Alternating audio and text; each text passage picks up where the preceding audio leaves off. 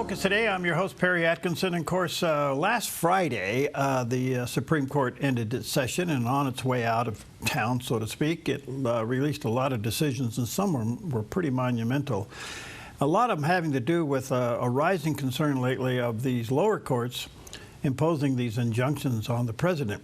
I'm very delighted to have back with us today Keith Gross. He's an entrepreneur, a pilot. He and I got that in common. He's an attorney, conservative activist, and the author of Dirt Roads to Runways and Defending the American Dream for the Next Generation. He does have a website, and that's keithgross.com. And there's a picture of the landing page. That's keithgross.com. Keith, good to see you. How are you, friend? Doing well. Good to see you again. Thank you. Thank you for your time. Well, what'd you think of the decision Friday to go after these lower courts and limit their actions? Well, I was pretty happy with the majority decision. I thought it was really late coming, but better late than never, right? Because the way we've been operating for a while is we essentially needed the president to get unanimous consent from, I think it's 677 district judges, because in the recent past, if any one of those district judges believed they had an excuse to stop the president from performing his duties, they would just issue a nationwide order. And that is not the way it was originally intended for them to exercise their jurisdiction. So it was a good thing to see the Supreme Court finally bring that back and tell them that their jurisdiction is limited, as it should be. Okay, so how do they put teeth into this? Because normally the jurisdiction of the district court, if I understand, has to be described by Congress, but the Supreme Court kind of stepped ahead and did this ruling. So how do they back this up? Well, that's sort of the thing, is that while the jurisdiction of the district court is generally defined by Congress, Congress never granted to the district court the authority to create nationwide temporary restraining orders in the first place. That's sort of a judicial theory that got extended step by step over the last several years. The Supreme Court's now making it clear that that is not appropriate with respect to actions of the executive branch. They are sort of reestablishing some of the key ideas of the separation of powers that our founders clearly outlined in our Constitution. Okay, so this is obviously very healthy. In the meantime, it leaves the Supreme Court with the issues of just the ruling at hand. And one of those that didn't get ruled on was the president's request about rescinding the birthright citizenship. Where do you think that's going to go? You know, I think there are a lot of arguments that will have to play out on both sides, with the argument that the Justice Department's making, and that's the way I view it as well. The 14th Amendment was never intended to allow for citizenship to be granted to the children of illegal aliens who are here without the consent of our government. In prior cases, which the left likes to cite little clippets out of, those prior cases often hinge on consent of the government with respect to the presence of the parents of the potential citizen child. So one of those famous cases is called Wong Kim Ark. And in that case, they made it pretty clear that the 14th Amendment wouldn't grant citizenship rights to, say, the children born to an invading army that was occupying our nation, nor would it grant citizenship to the children of ambassadors or staff at the embassy of a foreign nation that happened to be inside our borders.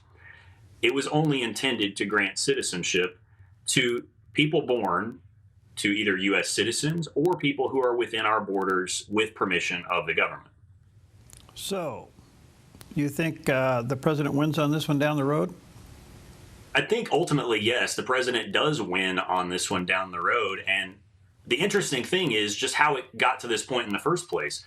We had several past presidents who just misinterpreted and wrongly interpreted these provisions. And now there's this idea that, well, it's how we've been doing it, so it's how we should continue doing it. That's a really bad reason to do anything. So I look forward to having this situation straightened out. It's one of the best things about having Donald Trump in the presidency. We've got a president who isn't bound by status quo or tradition necessarily. He's going to look at the document and say, well, I don't care that they've been doing it wrong for the last 20 or 50 years. This is how it's supposed to be done. This is how we're going to do it. I want to come back to the injunctions, Keith, just for a moment. They seem to, I think maybe I got the number wrong, but I thought I saw the number 43 injunctions against this president in the last 6 months. Could be a few more, a few less. Nonetheless, they all seem to be political. What does that tell you? That tells me that this decision should have happened a long time ago. These district judges have been jumping in and writing thinly veiled political opinions that essentially block the executive branch from performing their duties. It seems that every time the president does anything, even if it's well within his executive power, the courts are quick to jump in and tell the president he's not allowed to do that, even when they know they're likely to be overruled by appellate courts. We as citizens experience this same thing from time to time, where if we had to make a claim, it might take years to work through the court system.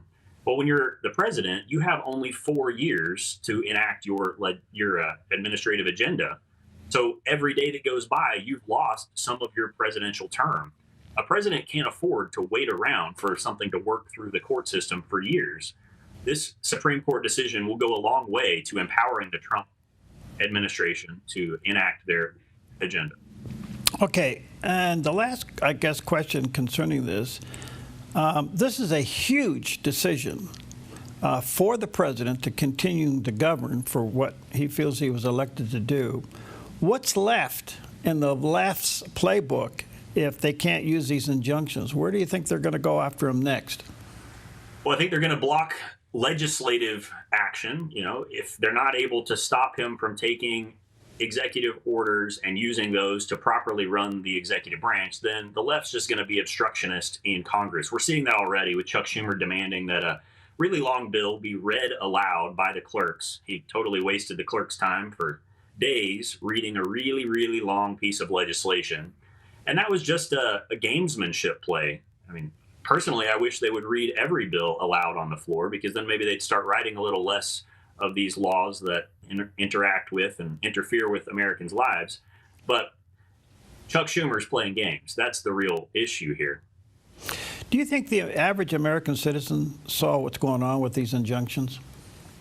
Yeah, I do. I think that even the average American citizen sees that for a long period of time, the presidency has been diminished by the legislature and the courts. And each of these other branches of government have sort of chipped away at the president's power, to the point that the president had almost no power, that they're just a vassal for the legislature and the courts. That's not how it's supposed to be. We're supposed to have 3 separate branches of government, and the judicial branch, according to Federalist Paper number 78, was supposed to be the weakest branch because it has no power to enforce the law and it has no power to write the law. But for a long time, the judicial branch has really tried to rewrite the laws written by Congress. It's not how it's supposed to work. So the number 6-3 is pretty significant on this, isn't it? Unfortunately, yes. I believe in the law. I believe in the impartiality of justice, but increasingly we are seeing partial justice in some ways. I think we're seeing a lot of ideological splits, and that's one of the concerning things about the decisions by Justice Jackson. She writes things that just indicate she has no good understanding of the Constitution. One of the most alarming statements I recall her making was in reference to the First Amendment. She said, well, that seems like it's really unduly hamstringing the government. Yes, ma'am. That is exactly the point of the First Amendment. It's to stop the government from interfering with our free speech and other rights. So when you have a justice sitting on the Supreme Court that just has a fundamentally incorrect view of the U.S. Constitution, that's pretty alarming. How alarming is it when these justices, when they write their opinion, that they're calling out their fellow justices in the opinion? That's not exactly a new idea, and to some extent it's helpful, to the broader legal community, to Americans at large. It's good to know how these justices are thinking, and I appreciate their transparency. Whenever they start to mock each other a little bit, I suppose that would be a way I wouldn't approach it. It seems that we should be professional and kind, even to those we vehemently disagree with. But it's important to call out these fundamental incorrect views held by some justices. Okay, one other question, and then I want to get to your book real quick. If there is a rogue district judge that still files an injunction past this point, what's the consequences? Well, for a long time, the left was screaming that Trump was going to create a constitutional crisis. But the reality is that crisis has always been caused by the courts overstepping their authority and essentially stealing power from the executive branch. So if a district court does issue some order that's currently prohibited under this decision, it would historically be with the sort of thing that would be taken up to the Supreme Court, and the Supreme Court would be expected to discipline the lower court judge. What could be sort of uncharted waters is to prosecute that judge and declare that judicial immunity does not apply to things when they knowingly operate outside the bounds of their lawful authority. That could be a violation of several laws. Okay, that's interesting. That's yet to be seen. I want to come to your book quickly. Dirt Roads to Runways. That's pretty intriguing for us pilots. What's your message here about the American dream?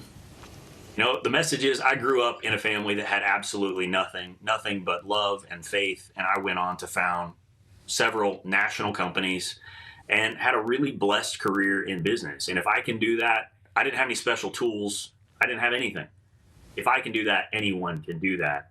But I see on a day-to-day basis that the freedoms that allowed that to happen are being chipped away. They're being chipped away by the courts and by legislative action.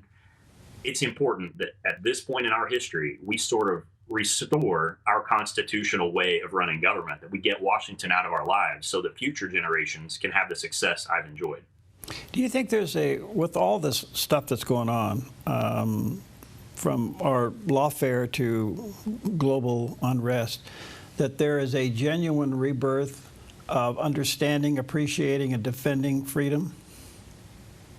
In a lot of ways, I think there is. You know, we're seeing that domestically here. Young kids, Generation Z, they're skewing further to the right, which these days, right means that you believe in the Constitution and fundamental freedoms and individual accountability.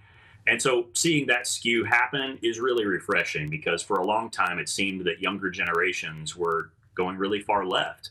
And I think every college student generally thinks of themselves as a Democrat until they grow up and start paying taxes and realize that the government's not very good at keeping up with our money. So how would you describe today, with your experience in writing a book, what is the American dream to you? I think the American dream is to come from nothing and build a successful life. It's to have a home and provide for your children, and in short, to make sure that the next generation has it better than you had it. You know, we look at our past history in our nation, and 100 years ago, it was a pretty rough place. People had a lot less comfort than they have now. So I think overall, America has worked well in that regard. We have a very comfortable life thanks to our parents and grandparents and great-grandparents. So I hope to see that legacy continue. What do you fly? Oh, I fly a Phenom 100 and a Cirrus SR-22. Those are my favorites. Really? How do you like the Cirrus? I love it. You know, the Cirrus is an amazing aircraft. It's a 4-seat piston aircraft, for those of you that aren't familiar. It's got an onboard parachute that will bring the entire aircraft down in one piece in the event of an engine failure. So it's a lot of peace of mind that you can pop that chute even if you're over the mountains, and you'll come down safe and sound. Do you like the side stick?